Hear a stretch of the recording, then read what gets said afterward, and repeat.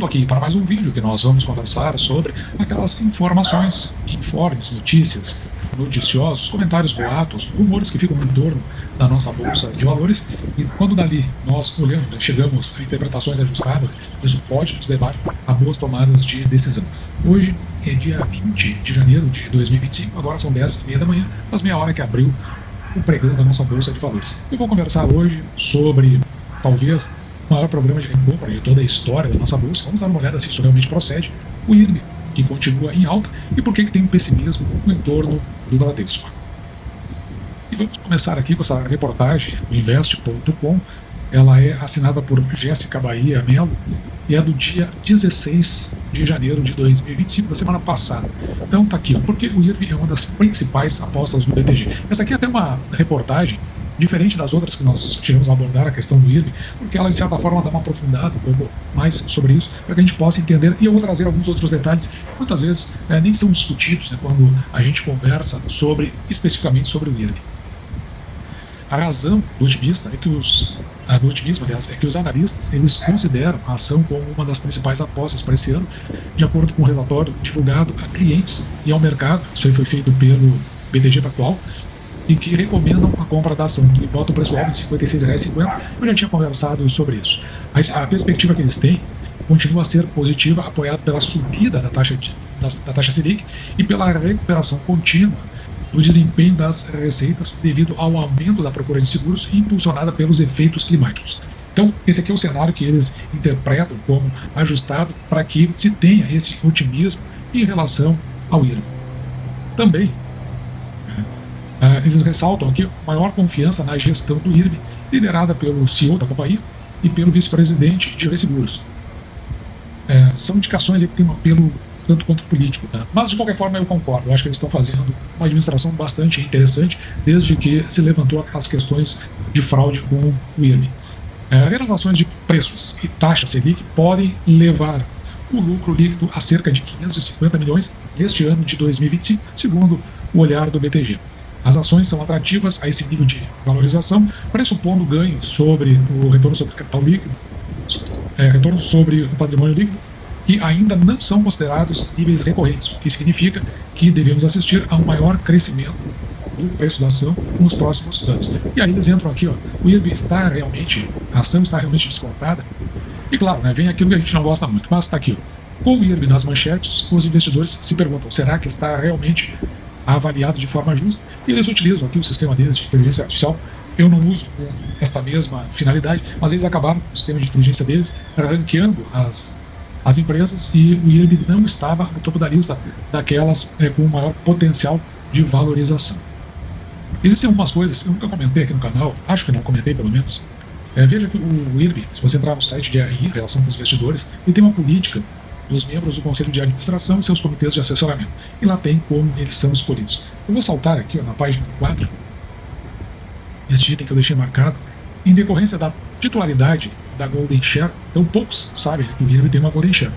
É assegurado à União o exercício do direito de forma permanente a indicar um membro para o Conselho de Administração, que exercerá o cargo de presidente do Conselho de Administração e também o seu respectivo suplente. Entrando aqui no site de RI do IRB, você vai ver aqui como é que é composta a administração, começando pelo seu conselho de administração. E você vai encontrar aqui quem é o presidente, no caso, você pode olhar que eu estou falando primeiro do conselho de administração, assim. E quem é o presidente do conselho de administração. Então, aqui está o nome dele, e aqui vem uma espécie de currículo resumido dele. Mas veja aqui de 2016 a 2018, ele atuou como ministro do Ministério de Transportes. Então, 2016 a 2018, nós estamos falando daqueles dois governos, Dilma Rousseff e Michel Temer. Então, consequentemente, é um político. Ele é ligado ao PR, o Partido da República. Então, são essas composições que tentam dar, aqui no Brasil, sustentabilidade a um governo. Pelas indicações de cargo, aí está uma delas. A gente poderia ver outras coisas aqui, quem são os maiores detentores das ações do IRB, e nós vamos ver que os maiores acionistas, então, os participantes relevantes, Bradesco Seguros, 15,9%. Bradesco Seguros, ou seja, aquele membro do Bradesco, e Itaú Seguros, do grupo Itaú. E ainda tem aqui o Bom Sussex Holding, Então veja que duas companhias de seguro estão ligadas a essa Diva Seguros. Essa é a linha dorsal do porquê dificilmente uma empresa como o IRB acaba quebrando de fato. A gente também acaba entendendo toda a pressão que é colocada sobre a empresa de forma que ela se mantenha estável, porque senão desmancharia essa coluna toda que é montada. Indo aqui para o próximo item, saiu na Suno Notícias, e quem assina aqui é o Decodificador de Investimentos, dia 16 de janeiro de 2025. Decodificador de Investimentos é o seguinte, é uma composição ali que fica entre a Suno Notícias e a Status Invest, e mais um assessor que é colocado para fazer a leitura de um dado qualquer, eles chamam isso aí de decodificador de investimentos. Então veja que cresce o pessimismo sobre o Bradesco. E aí, né, eu entendo por quê, o que emenda um pouco, né, porque nós falamos agora há pouco do IRB, já que a gente já viu que o Bradesco Seguros é uma das acionistas do IRB. Mas não tem nada a ver com o que eu vou dizer agora. Bom, o Bradesco tem atraído a atenção dos investidores de forma negativa. Então, essa composição que eu falei, né, Status Invest, Suno Notícias e mais um assessor, que é o decodificador de investimentos, ele vai explicar os motivos que isso aí tem acontecido. Então, nos últimos dias, o Safra rebaixou a recomendação para as ações do Bradesco para neutra, saiu de compra para neutra. Também o preço-alvo para os papéis foi cortado, aqui foi bem duro esse corte aqui de 18 para 14 reais o preço-alvo deles. O Itaú BBA já havia feito o mesmo rebaixamento, além de ter reduzido a projeção de lucros do banco neste ano em 10%, para 21,5 bilhões. Então já tiraram 10% do lucro do Bradesco. Isso aqui tudo vai nos dando sinais, né, do que pode vir aí pela frente. Mas não para por aí. Santander, a corretora, removeu o Bradesco das ações que formam a carteira recomendada de dividendos da casa. O que diz aqui, né, então, essa composição é chamada decodificador de investimentos. Não é novidade que as projeções para o mercado brasileiro em 2025 são desafiadoras. Ele quer dizer o seguinte com desafiadoras, são negativas.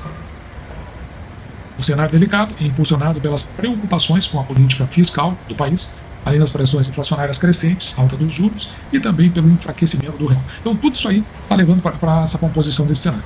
Para o Safra, as instituições financeiras devem apresentar margens pressionadas. O Bradesco deve sofrer com pressão sobre as margens deste ano. E também o banco deve ainda ter menor visibilidade de recuperação do retorno sobre o patrimônio líquido, o ROI. A única instituição financeira mantida pelo Safra com recomendação de compra é o Itaú Unibanco, lembrando que o Itaú Seguros faz parte lá da composição do IRB. Não é coincidência, tá? Mas também não é um fato relevante, é só... Agora, o fato de estar Itaú e Bradesco na mesma notícia, ou pelo menos no mesmo vídeo que eu estou fazendo, é mera coincidência neste caso específico. O Itaú BBA destaca uma revisão negativa nas estimativas de lucro do Bradesco. Segundo eles, 3 fatores devem implicar os resultados do banco neste ano: margem financeira ainda mais fraca, aumento das despesas operacionais e custo de risco em alta. Já para o Santander Corretora, veja que eles entendem até que o banco pode reduzir a distribuição de dividendos. Por enquanto, eles estão dentro do mesmo patamar de distribuição, teve uma distribuição interessante acontecendo em 2024. Se houver uma redução em relação a 2024 e ela não for significativa, então estão certo, mas também não chega a ser algo preocupante. E complementando toda a nossa análise, saiu aqui na Exame, isso que eu achei bastante relevante, assinado por Rebeca Crepaldi, que é repórter de finanças, foi publicado também no dia 16 de janeiro de 2025. Nunca antes se viu tanta recompra, só as empresas recomprando suas ações. Há mais de 46 bilhões em programas abertos pelas companhias para adquirir suas próprias ações. Em meio à fuga de capital da Bolsa Brasileira, os programas de recompra de ações evitaram uma sangria ainda maior no mercado acionário. Interessante, né? Porque se continuasse essa sangria maior, aí, vou dizer que apareceria até oportunidades maiores de compra aqui, pelo menos no método do canal.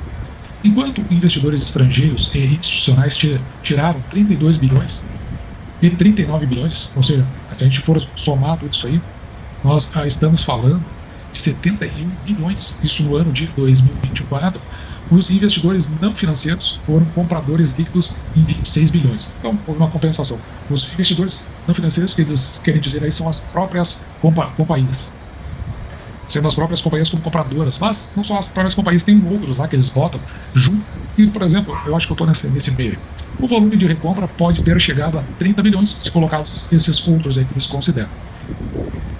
O volume só não ficou acima das pessoas físicas, no caso, né?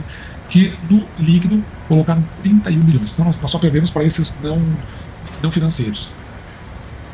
A tendência é que o movimento continue nesse ano. Então, vamos ter que dar uma olhada, né, ver se isso vai proceder. Hoje, 62 companhias estão com programas de recompra de ações, né, abertos, que, se forem totalmente implementados, movimentarão 64,5 bilhões. E aqui ele cita, né, 7 companhias que abriram programas de recompra, colocam companhias interessantes aqui, como Eletrobras, JBS, a Copel, Prio. Então veja que, usando uma outra métrica que dá o tamanho do apetite das empresas, ou seja, continuar a comprar suas ações, se totalmente executados, 20 programas são equivalentes a mais de 10 dias de negociação de empresas em questão. Esse é o caso de grandes companhias. Aí vai citar aquelas mesmas companhias. Antigamente, esses programas eram colocados no mercado para dar um sinal de confiança no mercado, mas parece que dessa vez eles estão indo na linha do pra valer. A diferença agora é que, diante dos valuations descontados das empresas, eles estão levando esses planos de compra de ações a cabo. Segundo o levantamento que eles fizeram aqui, dos 89 programas abertos no ano passado, 10 foram totalmente executados, ou seja, 100%, e outros 6 já superam 90% da execução. E aqui no final tem uma tabelinha, vou deixar para você olhar aí depois, né?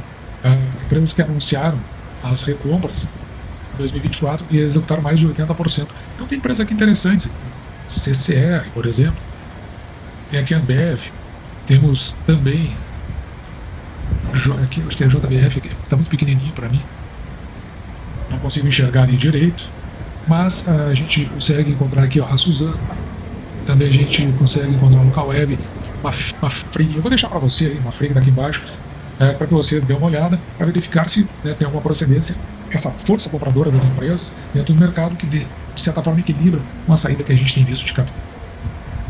É muito cedo para a gente dar uma olhada no montar a bolsa, recém são 10 para as 11 da manhã, e o que eu posso dizer aqui é o seguinte: a bolsa está operando estável, então está se estabilizando na parte de baixo, até onde ela desceu.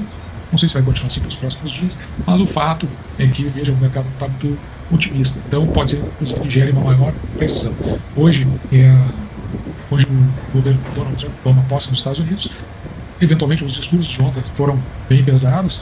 Hoje a gente já começa a ver algumas medidas que passam a ser tomadas e isso evidentemente pode levar a algum resultado.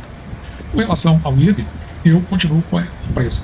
Eu adquiri aqui para a carteira do canal, entendo que essa empresa tem potencial de valorização, você vê que aquilo que estrutura ela é consistente, portanto, nos próximos anos, principalmente, deve voltar tranquilamente lá para o patamar dos R$100, mas aí é nos próximos anos, inclusive com a perspectiva de pagamento de proventos ainda no ano de 2025, mas com mais certeza em 2026. E o Bradesco, o pessoal olhando com certa desconfiança, depois a gente precisa olhar como isso vai impactar no mercado como todo, verificar se a ação acaba sendo pressionada. De qualquer forma, eu ainda prefiro esperar, no caso do Bradesco, os resultados do quarto trimestre de 2024 para verificar se tem procedência esse pessimismo todo.